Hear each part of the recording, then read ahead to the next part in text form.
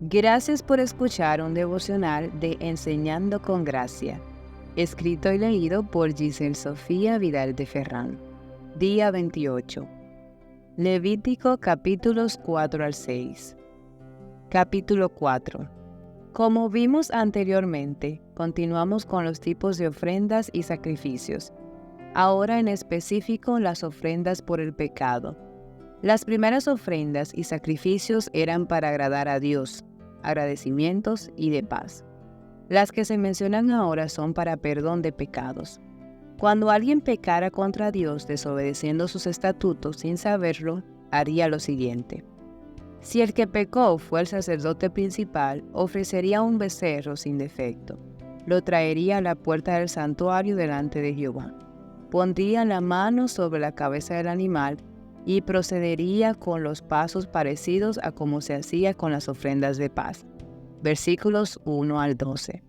Si fue el pueblo el que pecó, presentarían también un becerro, y los ancianos del pueblo pondrán sus manos sobre la cabeza del animal, y luego seguirían los mismos pasos mencionados anteriormente. Versículos 13 al 20.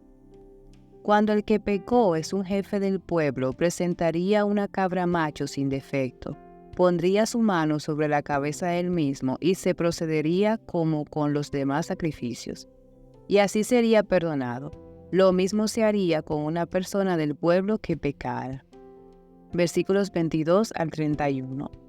En todos estos casos mencionados, después de ser ofrecido el sacrificio, la persona recibía su perdón, y ciertas partes del animal serían quemadas fuera del campamento. Versículo 12 y versículo 21. Capítulo 5.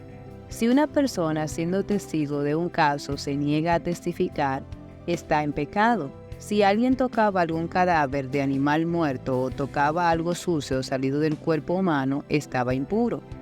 Si alguien juraba sin pensar bien lo que hacía, era considerado culpable. Debía reconocer que pecó y en cualquiera de estos casos debía traer una hembra del rebaño que podría ser una cordera o una cabra como ofrenda por su pecado. Versículos 1 al 6. En caso de que el que cometió los pecados mencionados no tuviera dinero para ofrecer un cordero, llevaría 2 tórtolas o 2 palomas, un ave para perdón de pecados y la otra en honor, es decir, holocausto al Señor. Versículos 7 al 10. Si no tenía para las tórtolas o las palomas, presentaría la 10ª parte de un efa de flor de harina, es decir, 2 kilos de harina de la mejor. Versículos 11. La parte sobrante de estas ofrendas serían del sacerdote. Versículo 13. Asimismo, si pecaban contra Dios ofendiéndole en sus cosas santas, es decir, por no traer a Dios lo que correspondía, traerían un carnero sin defecto o lo equivalente a este en dinero. Lo mismo si por desobediencia en ignorancia, y sería perdonado. Capítulo 6. Ahora Dios habla a Moisés de los pecados contra su hermano, es decir, contra su prójimo. Engaño, robar o quedarse con algo ajeno, todo esto era directamente hacia Dios. Quien hiciera algo de esto pecaba contra Dios. Para ser perdonado debía devolver lo robado. Si calumnió, retractarse, y así sucesivamente, y llevar un cordero sin defecto ante Jehová. Versículos 1 al 7.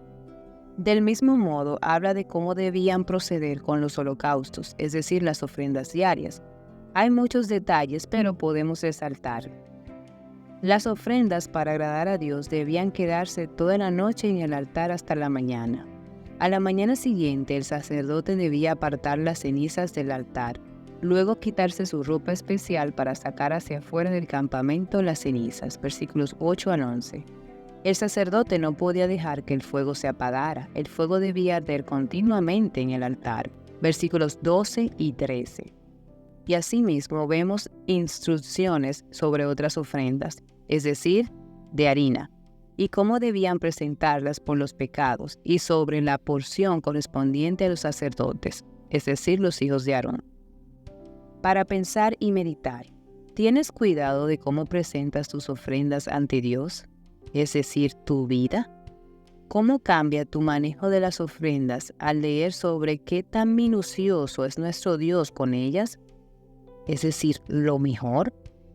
¿Qué tan conscientes estamos de que cuando ofendemos a un hermano, le robamos, le engañamos o hablamos falso testimonio en su contra, es hacia Dios lo que estamos haciendo? Síguenos para continuar aprendiendo juntas. Dios te bendiga.